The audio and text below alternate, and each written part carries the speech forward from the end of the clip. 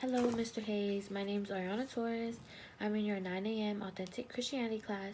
So, I read the book Your Dating Days Looking Forward to a Happy Marriage by Paul Landis.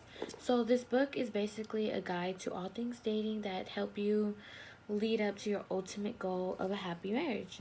So, this book is great for high school students or young adults as myself.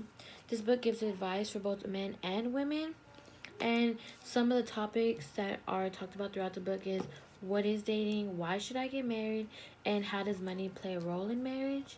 So, reading this book helped me answer a question that me and my parents have talked about for many years.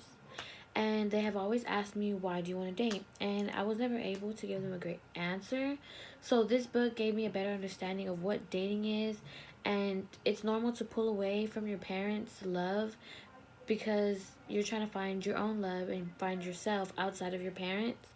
And now I can answer the question on why do I want to date. And I want to date because God created me as a relational human being, and I desire to find a significant other that to spend the rest of my life with and start a family with, someone that compliments me, because when I do decide to date, I know it's to marry, dating to marry. And another thing that I took from this book is learning how I would like to spend money in a marriage. I know a handful of people who've been divorced multiple times because money was just always an issue. And I personally, I would never fight over money because I know, I never had money, and I just know money comes and goes.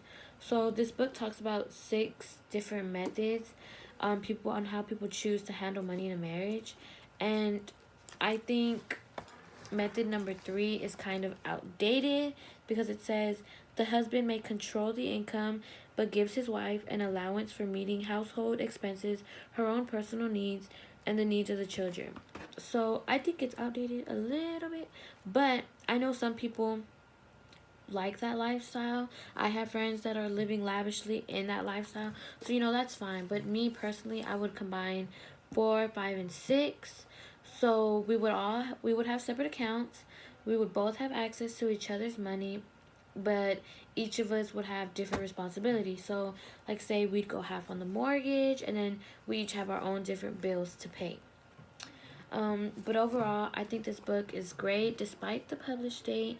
Those times and today's times have changed a little bit, but there lies a lot of similarities.